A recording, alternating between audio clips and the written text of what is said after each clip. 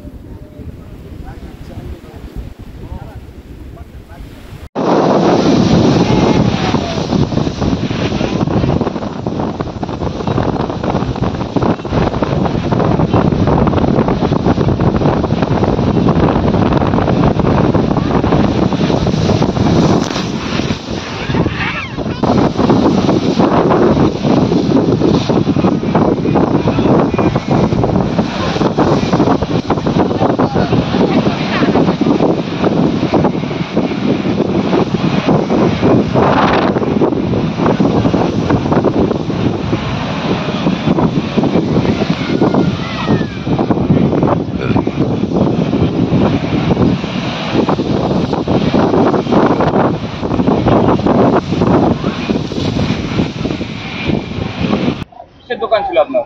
আমার এই যে হোটেল ছিল, খাবারের দোকান, খাবার দোকান, সাগরকন্যা হোটেল। কি পরিস্থিতি হচ্ছে এখন? এই যে জল আসছে সমুদ্র। কত বছর ধরে দোকান করছে? 14-15 বছর হয়ে গেল। কেন এটা ভাঙছে কেন?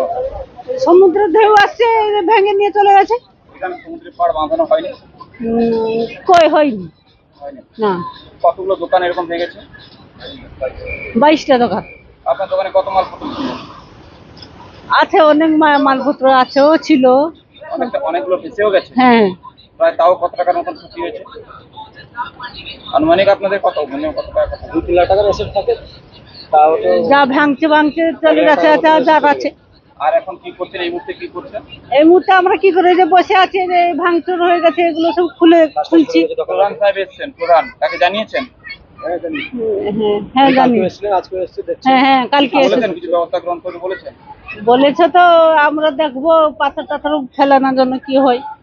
অবশ্যই আতঙ্কের ব্যাপার তো রয়েছেই, যাতে এটা সরকার পক্ষ থেকে এগুলো দেখে যাতে এদের একটু উন্নতির ব্যাপারে ইয়ে করা যায়, সেটা সরকারের লক্ষণীয়।